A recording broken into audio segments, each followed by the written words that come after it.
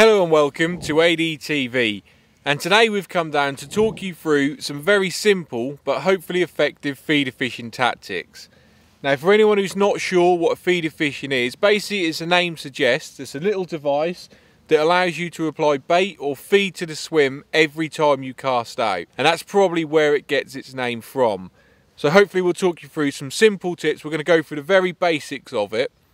So get out there and give it a go if you've never been feeder fishing before. So first of all, you need to get yourself a rod and reel. Now, it's really important to get yourself a feeder rod. Now, the difference between these from conventional rods would be that you've actually got a quiver tip push-in section normally, and you get a few variable weights in there that you can pick according to how far you're casting or the size of the fish that you're fishing for. And then the quiver tips normally have a brightly coloured painted top section, which is actually what you watch. Because it's not like float fishing when you're watching a float. Your bite detection when you're feeder fishing is all done from the end of the rod. So the brightly coloured section just allows you to see exactly what's going on. Now with the reel, I would just balance it to the size of rod you've got, but a standard fixed spool reel will do the job for this. And then that brings us on to the end tackle. Now, because this can be a little bit more complicated, at Angler Direct we've put a pack together online that's got everything in there you need to go out and have a day's feeder fishing.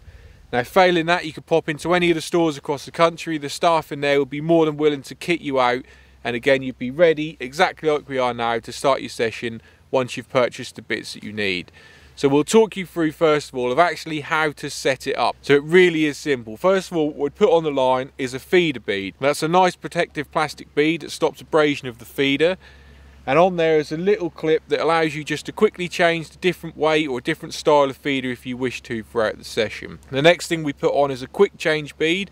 So once you've tied that on, the feeder butts up against there nicely.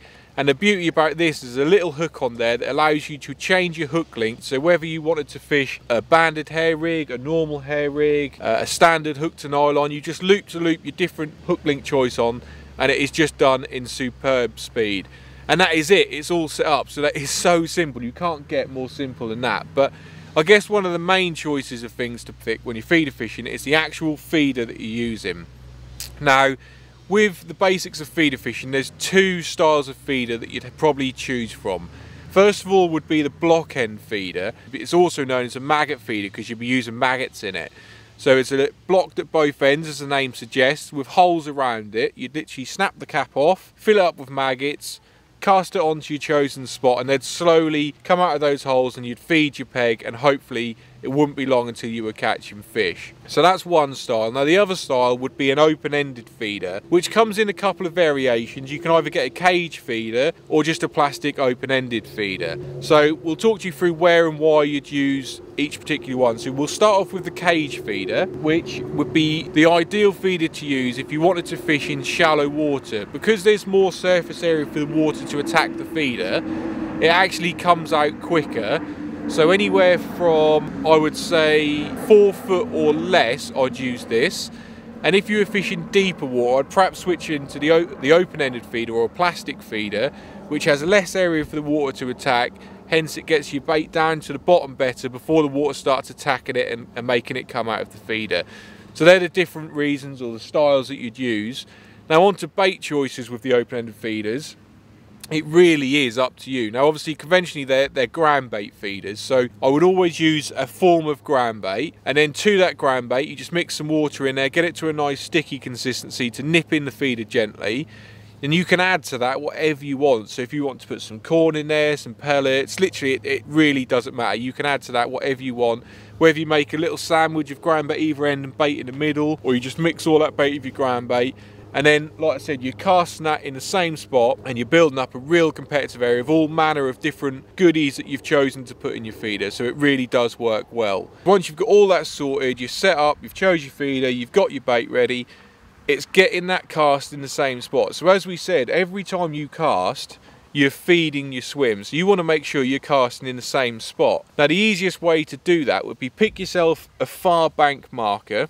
So a big tree or a pylon, something really visible. And then also on most conventional reels you've got a line clip, so clip it onto the line clip, and now you know, as long as you cast exactly on the line of your far distance marker, you hit your line clip and your feeder within reason. Obviously the more you do this the better you get. Within reason it drops in the same hole in the same area, and that drums more interest, more bait goes in, and you can imagine it snowball effects into hopefully catching more fish. And then the last thing we'd mention is bite detection. So obviously, like I said, like I touched on, you haven't got a flow or any visual reference. The bite detection is all in the tip section or the top of your rod. Now it's very hard without doing this and learning it yourself to find out what's a bite, because obviously each species is different. So carp are really easy. If you get a carp bite, your tip's going to be sitting there. The next minute you're going to be catching your rod before it flies in the lake. They're so aggressive. Bream tend to be a lot more slower but positive bites. It doesn't stop, it just keeps pulling around slowly. Roach would be little rattles, and all this you learn from going out there and getting on the bank to what's a bite and what isn't. But one thing we get asked, so I get asked quite a bit, is I'm missing a few bites and I'm striking, there's nothing there, and that would potentially be because it's a line bite. Now, because of the way you're fishing, because it's so accurate and you're applying feed every cast, you obviously get a lot of interest, a lot of fish into your swim, which means they're going to be brushing against the line near where you're actually fishing, which will create little rattles, little knocks on the feeder, and that is purely by getting used to it and coming out and trying it. You distinguish and you'll learn what's a bite and what isn't. Hopefully with all them tips, if you want to get out there and give it a go, just apply those few little things and you'll be getting some great sessions on the feeder all year round.